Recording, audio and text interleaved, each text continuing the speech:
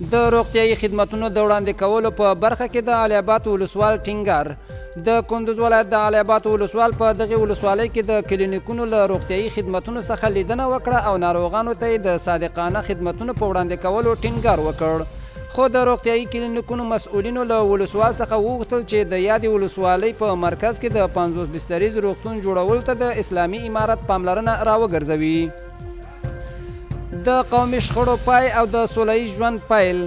د کندوز ولایت د چاردرې ولسوال په دې ولسوالۍ کې له کلونو راهیسې پاتې قومي شخړې ته د پای ټکی کېښود او له ښکېلو غاړو یې وغوښتل چې خپل پاتې ژوند په سوله ییزه فضا کې تیر کړي. د دې قومي شخړې دواړو غاړو د ولسوال او قومي مشرانو له دغه اقدام هرکلی وکړ او ژمنه یې وکړه چې له دې وروسته به د یوې کورنۍ د غړو په څیر د خپل چاپیریال او د اوسېدو د ځای د ښه والي لپاره کار کوي. د تازه فارغ شوو علماو په سر د فضیلت پګړۍ وتړل شوې.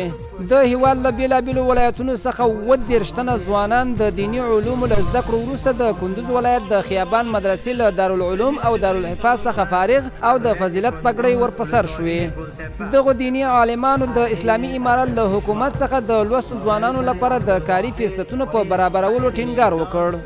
په ترکیه هیواد کې د زلزلې د قربانیانو له کورنیو سره د تسلیت مراتب وړاندې شول.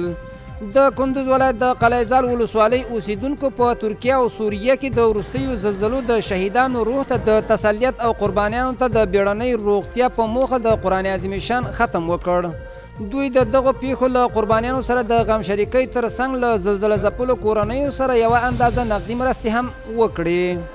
د راپورونو له مخې په ترکیه هیواد کې د وروستۍ زلزلې د قربانیانو شمیر نږدې 15,000 تنو ته رسي، خو لا تر اوسه کره شمیر نه دی په ډاګه شوی.